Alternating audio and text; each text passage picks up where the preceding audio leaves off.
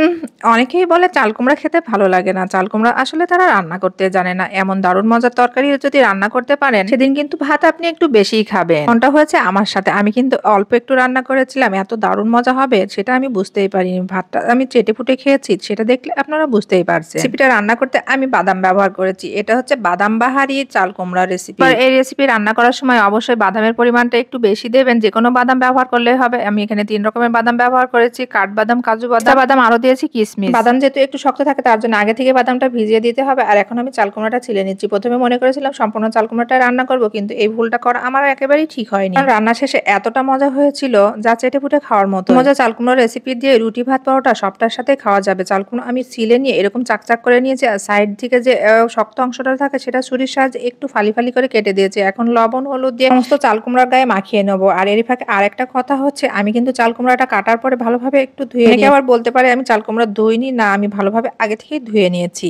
আর এখন আমি একটা ফ্রাই প্যানের মধ্যে কিছুটা তেল দিয়ে চাল কুমড়াটা এপাশ ওপাশ করে ভেজে নেব। রেসিপিটা তৈরি করার সময় অবশ্যই চাল কুমড়াটা ভেজে নেবেন। চাল কুমড়ার গায়ে একটা এক্সট্রা গন্ধ থাকে, অনেকেই পছন্দ করে না। এইটা ভাজা থেকে যে এক্সট্রা গন্ধটা থাকে সেটা একেবারে চলে যাবে। এপাশ ওপাশ উল্টিয়ে আমি একটু সময় নিয়ে চাল কুমড়াটা ঠিক এইভাবে ভেজে নিতে হবে। চাল কুমড়াটা ভাজলে এটা খেতে আরো বেশি টেস্টি হবে। অনেকে আছে চাল কুমড়া না ভেজে রান্না করে, তবে আমি তাদেরকে বলবো চাল কুমড়া ভেজে একটু রান্না করবেন, খেতে কিন্তু বেশি ভালো লাগবে। এখন চাল কুমড়াটা আমার ঠিক এইভাবে সম্পূর্ণ চাল কুমড়া ভেজে নিয়েছি। আর এখন সেই একই তেলের মধ্যে আমি দিয়ে দিচ্ছি সামান্য জিরা ফোড়ন আর ২টা তেজপাতা মাঝখান দিয়ে ছিঁড়ে দিয়েছি। আর এখানে কিছুটা পেঁয়াজ কুচি। এখানে আমি রান্না করতে তেমন কোনো মশলা ইউজ করব না। পেঁয়াজ কুচিটা হালকা করে নেড়ে যখন একটু বাদামি হয়ে আসবে তার মধ্যে সামান্য পরিমাণ হলুদ, 1/2 চামচ পরিমাণ মরিচ গুঁড়া, আর এখানে দিয়েছি জিরা গুঁড়া 1/2 চামচ পরিমাণ, আর এখানে আরো দিয়ে দিয়েছি স্বাদ মতো লবণ। এখন মশলাটা আমি কষাতে দেব। আর যেহেতু শুকনো মশলা অ্যাড করেছি এখানে সামান্য পরিমাণ পানি দিয়ে আমি হিটে রেখে মশলাটা কষাতে দিয়ে এখন আমি যে আগে থেকে বাদামটা ভিজিয়ে রেখেছিলাম সেই বাদামটা ব্লেন্ডার করার জন্য। বাদামটা ভালোভাবে ব্লেন্ডার করে নিতে হবে, একদম যেন মিহি থাকে। দানা দানা থাকলে কিন্তু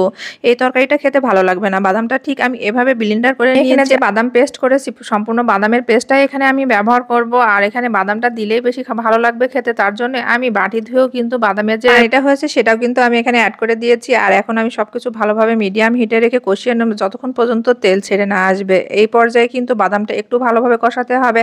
আর বাদামেও কিন্তু একটা তেল থাকে, দেখবেন এটা খেতে কিন্তু আরো বেশি ঘ্রাণ বের হবে ওই বাদামের তেলের কারণে। মশলাতে যখন তেল ছেড়ে আসছে তখন আমি অ্যাড করে দিয়েছি এখানে আগে থেকে ভেজে রাখা চাল কুমড়ো। চাল কুমড়ো দেওয়ার পরে আমি একটু সামান্য পরিমাণ পানি অ্যাড করে দিয়েছি যেন চাল কুমড়োটা সিদ্ধ হয়ে যায়। এখানে কয়েকটা কাঁচামরিচ দিয়েছি, ঢাকনা দিয়ে ঢেকে একটু মিডিয়াম হিটে রেখে যখন এরকম ঘন ঝোল হয়ে আসছে তখন নামিয়ে নিয়ে পরিবেশন করেছি। গরম গরম সাদা ভাতের সাথে খেতে কিন্তু মজা। আপনারা একবার হলো ট্রাই করে দেখবেন। আর বাদামের কারণে কিন্তু এক্সট্রা যে গন্ধ থাকে চাল কুমড়ো সেটা কিন্তু একেবারে বাদাম বাহারি চাল কুমড়ো দিয়ে আপনারা সাদা ভাত খেতে পারবেন আঙ্গুল চেটে পুটে।